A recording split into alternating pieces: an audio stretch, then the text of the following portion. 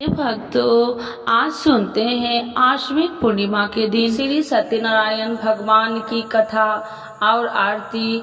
तो एक बार बोलिए प्रेम से विष्णु भगवान की जय, लक्ष्मी माता की जय। यह कथा सुनने से दुख शोक आदि को दूर करने वाला है, धन्य धान्य को बढ़ाने वाला, सौभाग्य तथा संतान को देने वाला है। प्रथम अध्याय। एक समय की बात है, नैशिरण्य तीर्थ में सौनकादि 88,000 ऋषियों ने श्री सूत जी से पूछा, हे प्रभु, इस कलयुग में वेद विद्या रहित मनुष्य को प्रभु भक्ति किस प्रकार मिल सकती है तथा उनका उद्धार कैसे होगा।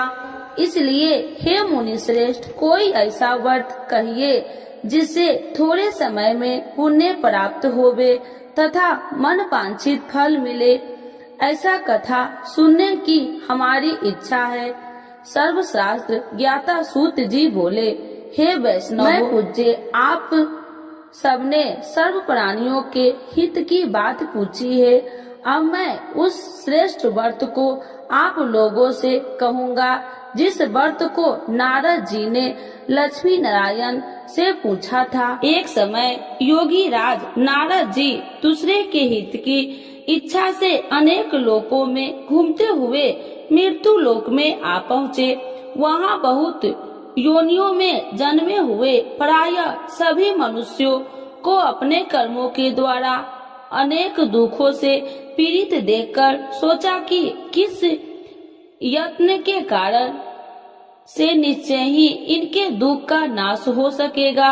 नारद ऐसा मन में सोचकर विष्णु लोक को गए। वहाँ श्वेत वर्ण और 4 भुजा वाले देवों के इस नारायण को, जिनके हाथ में शंख चक्र गदा और पद्म थे तथा वरमाला पहने हुए थे, देखकर स्तुति करने लगे। हे भगवान, आप अत्यंत शक्ति से संपन्न है, मन तथा वाणी भी आपको नहीं पा सकती। आपका यदि मध्य और अंत नहीं है, निर्गुण स्वरूप सृष्टि के कारण भूत व भक्तों के दुखों को नष्ट करने वाले हो, आपका मेरा नमस्कार है।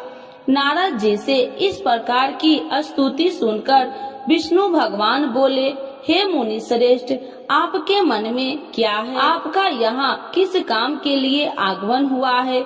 निसंकोच कहो। तब नारद मुनि बोले, मृत्यु लोक में सब मनुष्यों को अनेक योनियों में पैदा हुआ है।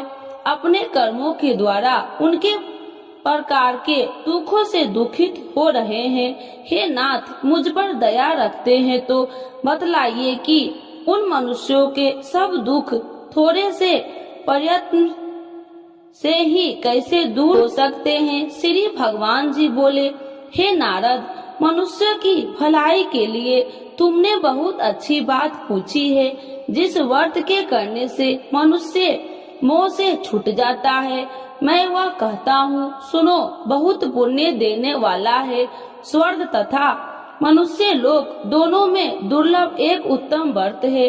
आज मैं प्रेम वश होकर तुमसे कहता हूँ, सत्यनारायण का यह व्रत अच्छी तरह विधान पूर्वक करके मनुष्य तुरंत ही यहाँ सुख भोग कर मरने पर मोक्ष को प्राप्त होता है। श्री भगवान के वचन सुनकर नारद मुनि बोले, उस व्रत का क्या फल है, क्या विधान है, किसने यह व्रत किया है और किस दिन यह व्रत करना चाहिए, विस्तार से बतलाइए। भगवान बोले, दुख शोक आदि को दूर करने वाला, धन्य धान्य को बढ़ाने वाला, सौभाग्य तथा संतान को देने वाला, यह व्रत सब स्थान पर विजयी करने वाला है। भक्ति और श्रद्धा के साथ किसी भी दिन मनुष्य श्री सत्यनारायण भगवान के शाम के समय ब्राह्मणों और बांधवों के साथ धर्मपरायण होकर पूजा करे। भक्ति भाव से नवेद, केले का खम्भ, घी, दूध और गेहूं के चूर्ण सवाया लबे। गेहूं के अभाव में साठी के चूर्ण, शक्कर तथा गुड़ ले आए और सब भक्षण योग पदार्थ जमा करके भगवान को अर्पण कर देवे तथा बंधुओं समेत ब्राह्मणों को भोजन करवावे। तत्पश्चात स्वयं भोजन करके नित्य गीत आदि का आचरण कर सत्यनारायण भगवान को स्मरण करते हुए समय व्यतीत करे। इस तरह व्रत करने पर मनुष्य की इच्छा निश्चय ही पूरी होती है। विशेष कर कली काल में भूमि पर यही मोक्ष का सरल उपाय है। इति श्री सत्यनारायण व्रत कथा प्रथम अध्याय संपूर्ण। तो एक बार बोलिए प्रेम से श्री सत्यनारायण भगवान की जय। द्वितीय अध्याय। सूत जी बोले, हे ऋषियों, जिन्होंने पहले समय में इस व्रत को किया है उनका वृत्तांत कहता हूँ, ध्यान से सुनो।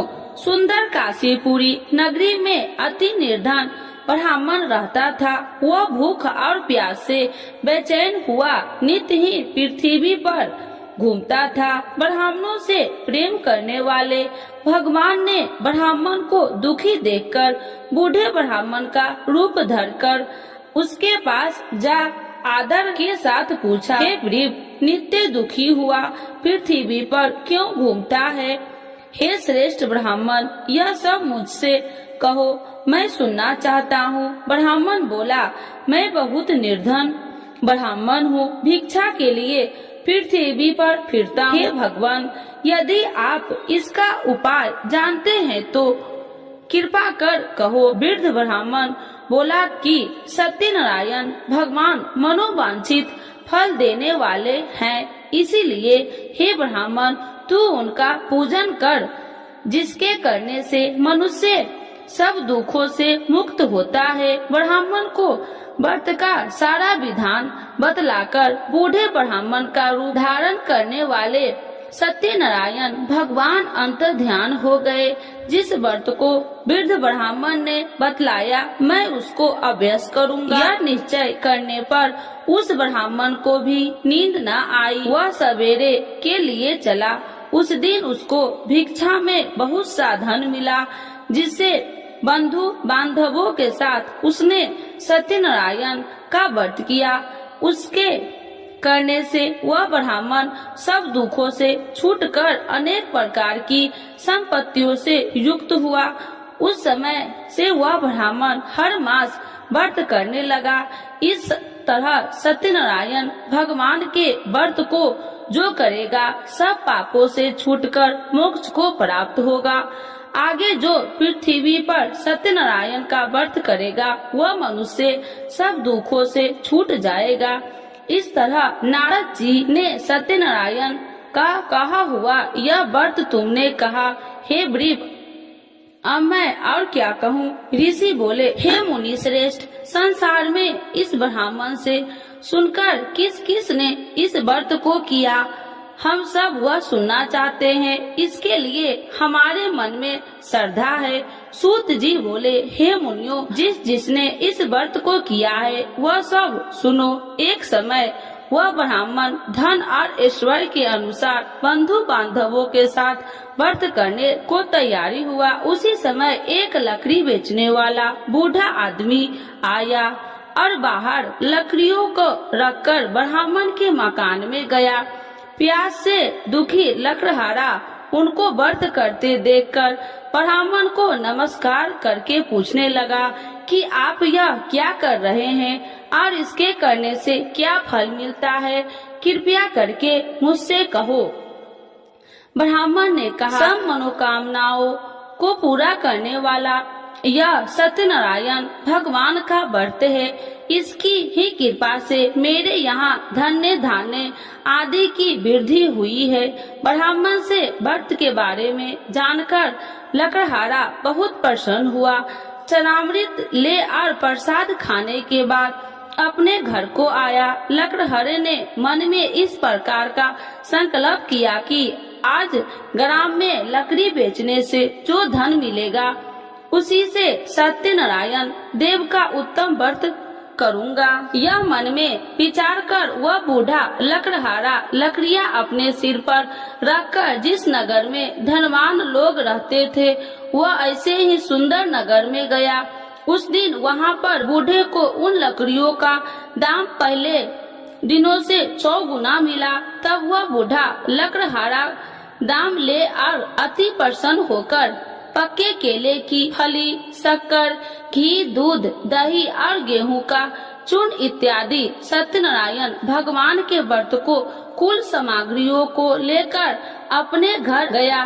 फिर उसने अपने भाइयों को बुलाकर विधि के साथ भगवान का पूजन और व्रत किया। उस व्रत के प्रभाव से बूढ़ा लकड़हारा धन धान्य आदि से युक्त हुआ और संसार के समस्त सुख भोगकर वैकुंठ को चल गया। इति श्री सत्यनारायण व्रत कथा 2य अध्याय संपूर्ण।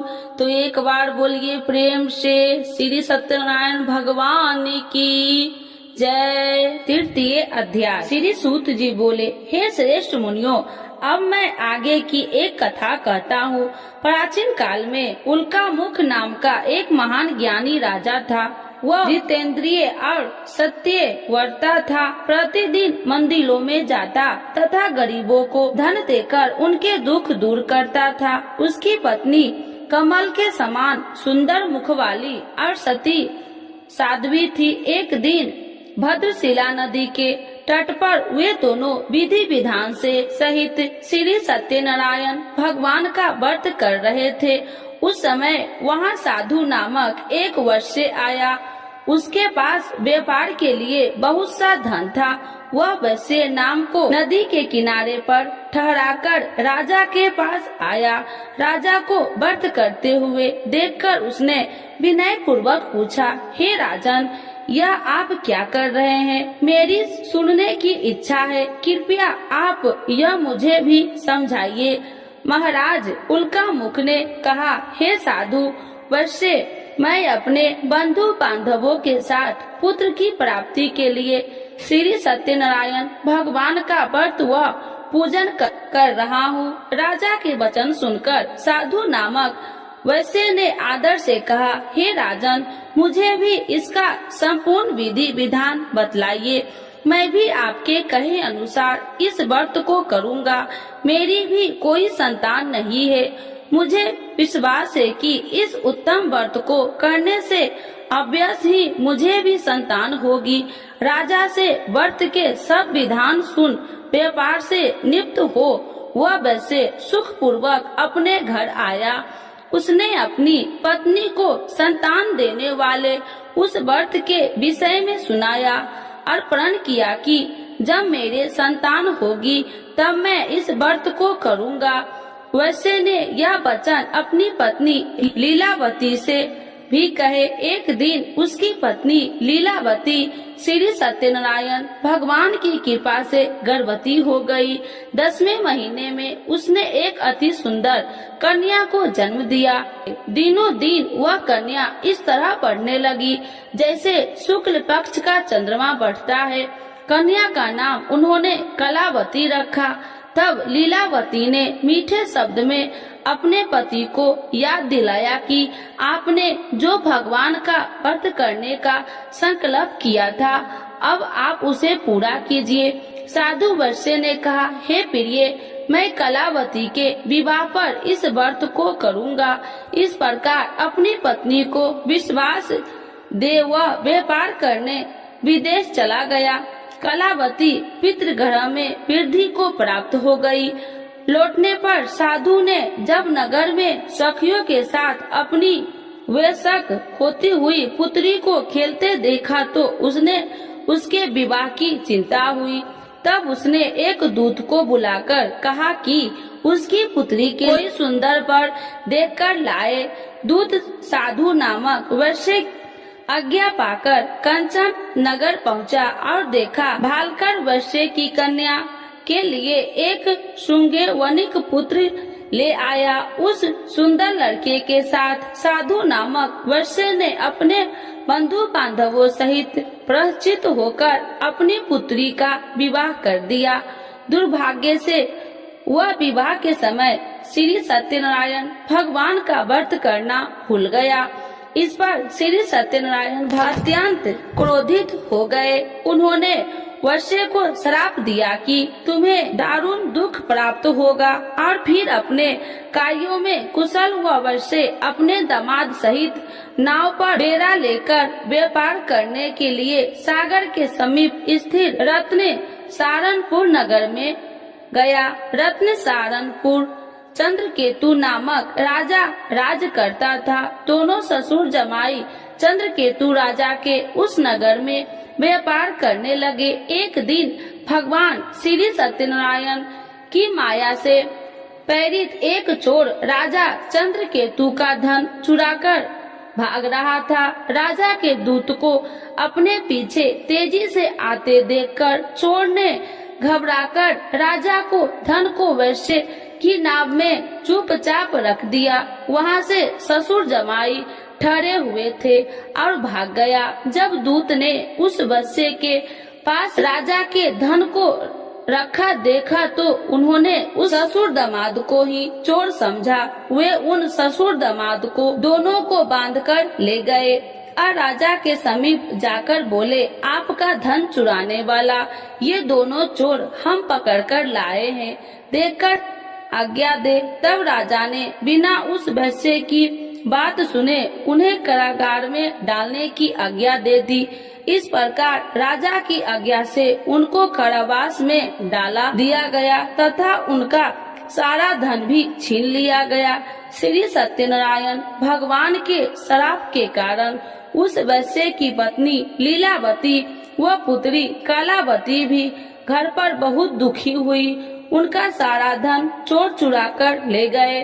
मानसिक व शारीरिक पीड़ा तथा भूख प्यास से अति दुखी हो भोजन की आस में कलावती एक ब्राह्मण के घर गई। उसने ब्राह्मण को श्री सत्यनारायण भगवान का व्रत विधि पूर्वक करते देखा। उसने कथा सुनी और श्रद्धा पूर्वक प्रसाद ग्रहण कर रात को घर आई। माता ने कलावती से पूछा, हे पुत्री, तू अब तक कहाँ रही? मैं तेरे लिए बहुत चिंतित थी। माता के शब्द सुन कलावती बोली, हे माता, मैंने एक ब्राह्मण के घर श्री सत्यनारायण भगवान का व्रत होते देखा और मेरी भी उस उत्तम व्रत को करने की इच्छा है। माता ने कन्या के वचन सुनकर श्री सत्यनारायण भगवान के पूजन की तैयारी की। उसने बंधुओं सहित श्री सत्यनारायण भगवान का पूजन व व्रत किया और वर मांगा कि मेरे पति और दामाद शीघ्र ही घर लौट आए। साथ ही विनती की, हे प्रभु, अगर हमसे कोई भूल हुई तो हम सबका अपराध क्षमा करो। श्री सत्यनारायण भगवान इस व्रत से संपन्न हो गए। उन्होंने राजा चंद्रकेतु को स्वप्न में दर्शन देकर कहा, हे राजन, जिन दोनों वैश्यों को तुमने बंदी बना रखा है वे निर्दोष है, उन्हें प्रातः ही छोड़ दो। उनका सब धन जो तुमने अधिग्रहित किया है लौटा दो, अन्यथा मैं तुम्हारा राज्य, धन, पुत्र आदि सब नष्ट कर दूंगा। राजा से ऐसे वचन सुनकर भगवान अंतर ध्यान हो गए और फिर प्रातः काल राजा चंद्रकेतु के दरबार में सबको अपना स्वप्न सुनाया और सैनिक को आज्ञा दी कि दोनों वैश्य को कैद से मुक्त कर दरबार में ले आओ। दोनों ने आते ही राजा को प्रणाम किया। राजा ने कोमल वचनों से कहा, हे महामुने भावो, तुम्हें अज्ञानतावश ऐसा कठिन दुख प्राप्त हुआ है। अब तुम्हें कोई भय नहीं, तुम मुक्त हो। इसके बाद राजा ने उनको नए नए वस्त्राभूषण पहनाए तथा उनकी जितना धन लिया था उसको दोगुना लौटाकर आदर से विदा किया। दोनों वैश्य अपने घर को चल दिए। इति श्री सत्यनारायण व्रत कथा तृतीय अध्याय संपूर्ण। तो एक बार बोलिए प्रेम से विष्णु भगवान की जय। चतुर्थ अध्याय। सूत जी ने आगे कहा, वैश्य ने यात्रा आरंभ की और अपने नगर को चला। अनेक थोड़ी दूर आगे बढ़ने पर दंडी वेशधारी श्री सत्यनारायण भगवान ने उसकी परीक्षा लेने हेतु उससे पूछा, हे वैश्य, तेरी नाव में क्या है? अभिमान वनिक हंसता हुआ बोला, हे दंडी, आप क्यों पूछते हैं? क्या धन लेने की कामना है? मेरी नाव में तो बेल के पत्ते भरे हैं। वैश्य ने ऐसे वचन सुनकर दंडी वेशधारी श्री सत्यनारायण भगवान बोले, तुम्हारा वचन सत्य हो। ऐसा कहकर वे वहाँ से चले गए और कुछ दूर जाकर समुद्र के तट पर बैठ गए। दंडी महाराज के जाने के पश्चात वैश्य ने नित्य क्रियाओं से निपुण होने के बाद नाव को ऊंची उठी देखकर अचंभा किया तथा नाव में बेल के पत्ते आदि देखकर मूर्छित हो जमीन पर गिर पड़ा। मूर्छित खुलने पर अति शोक करने लगा। अब उसके दामाद ने कहा, आप शोक न करे, यह दंडी महाराज का श्राप है, अतः हमें उनकी शरण में ही चलना चाहिए, वही हमारे दुखों का अंत करेंगे। दामाद के वचन सुनकर वह वैश्य दंडी भगवान के पास पहुंचा और अत्यंत भक्ति भाव से पश्चाताप करते हुए बोला, मैंने तो आपसे अत्यंत वचन कहे थे, उनके लिए मुझे क्षमा करे। ऐसा कहकर वह शोकातुर हो रोने लगा। तब दंडी भगवान बोले, हे वनिक पुत्र, मेरी आज्ञा से ही बार बार तुझे दुख कष्ट प्राप्त हुआ है, तू मेरी पूजा से विमुख हुआ है। तब उस वैश्य ने कहा, हे भगवान, आपकी माया को ब्रह्मा आदि देवता भी नहीं जान पाते, तब मैं मूर्ख भला कैसे जान सकता हूँ। आप प्रसन्न होइए, मैं अपनी क्षमता अनुसार आपकी पूजा करूँगा। मेरी रक्षा कीजिए और मेरी नौका को पहले के समान धन से परिपूर्ण कर दीजिए। उसके भक्ति से परिपूर्ण वचन सुनकर श्री सत्यनारायण भगवान प्रसन्न हो गए और उसकी इच्छा अनुसार वर देकर अंतर ध्यान हो गए। तब ससुर व दामाद दोनों ने नाव पर आकर देखा कि नाव धन से परिपूर्ण है। फिर वह विधि विधान से भगवान सत्यनारायण का पूजन कर साथियों सहित अपने नगर को चला। तब वह अपने नगर के निकट पहुंचा। तब उसने एक दूत को अपने घर भेजा। दूत ने साधु नामक वैश्य के घर जाकर उसकी पत्नी को नमस्कार किया और कहा, आपके पति अपने जमाता सहित इस नगर में समीप आ गए हैं। लीलावती और उसकी कन्या कलावती इस समय भगवान का पूजन कर रही थी। दूत का वचन सुनकर साधु की पत्नी ने बड़े हर्ष के साथ सत्यनारायण भगवान का पूजन पूर्ण किया और अपनी पुत्री से कहा, मैं अपने पति के दर्शन को जाती हूँ, तू पूजन पूर्ण कर शीघ्र आ जाना। परंतु कलावती पूजन एवं प्रसाद छोड़कर अपने पति के दर्शन के लिए चली गई। पूजन एवं प्रसाद की अवज्ञा के कारण भगवान सत्यनारायण ने रुष्ट हो उसके पति को नाव सहित पानी में डुबो दिया। कलावती अपने पति को न पाकर रोती हुई जमीन पर गिर पड़ी। नौका को डूबा हुआ तथा कन्या को रोती हुई देख साधु नामक वैश्य द्रवित होकर बोला, हे प्रभु, मुझसे या मेरे परिवार से अज्ञानतावश जो अपराध हुआ है उसे क्षमा करे। उसके ऐसे वचन सुनकर सत्यदेव भगवान प्रसन्न हो गए। आकाशवाणी हुई, हे वैश्य, तेरी पुत्री तेरा प्रसाद छोड़कर आई है, इसीलिए इसका पति अदृश्य हुआ है। यदि वह घर जाकर प्रसाद ग्रहण कर लौटे तो इसे इसका पति अवश्य मिलेगा। आकाशवाणी सुनकर कलावती ने घर पहुंचकर प्रसाद ग्रहण किया और फिर आकर अपने पति को पूर्व रूप में पाकर वह अति प्रसन्न हुई तथा उसने अपने पति के दर्शन किए। तत्पश्चात साधु वैश्य ने वही बंधु बांधवों सहित सत्य देव का विधि पूर्वक पूजन किया। वह इस लोक के सभी प्रकार के सुख भोग कर अंत में मोक्ष को प्राप्त हुआ। इति श्री सत्यनारायण व्रत कथा चतुर्थ अध्याय संपूर्ण। एक बार बोलिए प्रेम से श्री सत्यनारायण भगवान की जय। पंचम अध्याय। श्री सूत जी बोले, हे ऋषिगण, मैं एक और कथा कहता हूँ, आप सभी ध्यान से सुनो। सदा प्रजा के लिए चिंतित तुंगध्वज नाम का एक राजा था। उसने भगवान सत्यनारायण का प्रसाद त्याग कर बहुत कष्ट पाया। एक समय राजा वन में अन्य पशुओं को मारकर बर के वृक्ष के नीचे आया। वहाँ उसने ग्वालों को भक्ति भाव से बंधु बांधवों सहित श्री सत्यनारायण जी की पूजन करते देखा, परंतु राजा देखकर भी अभिमान के कारण न तो वहाँ गया और न ही सत्यदेव भगवान को नमस्कार ही किया। जब ग्वालों ने भगवान का प्रसाद उसके सामने रखा तो वह प्रसाद छोड़कर अपने नगर को चला गया। नगर में पहुंचकर उसने देखा कि उसका सारा राज्य नष्ट हो गया। वह समझ गया कि यह सब भगवान सत्यदेव ने रुष्ट होकर किया है।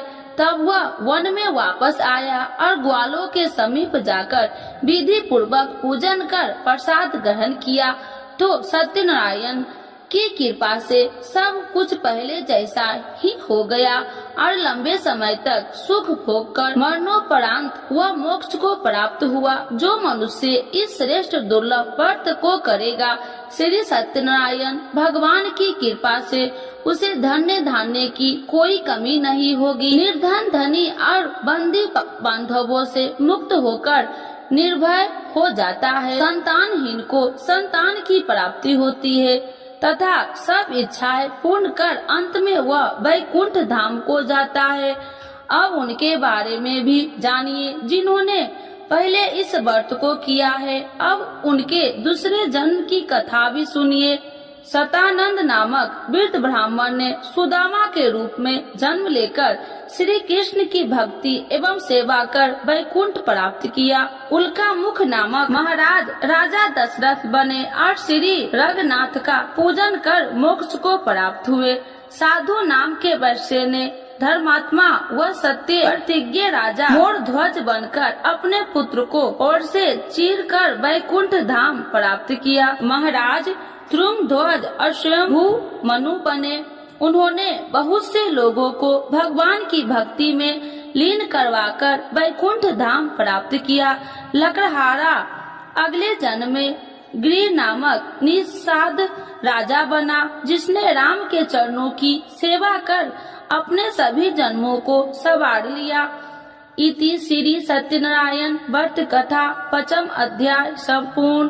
तो एक बार बोलिए प्रेम से भगवान श्री सत्यनारायण की जय। आरती श्री सत्यनारायण जी की जय। लक्ष्मी रमीना श्री जय लक्ष्मी रमीना सत्यनारायण स्वामी जनिपात की हरिना।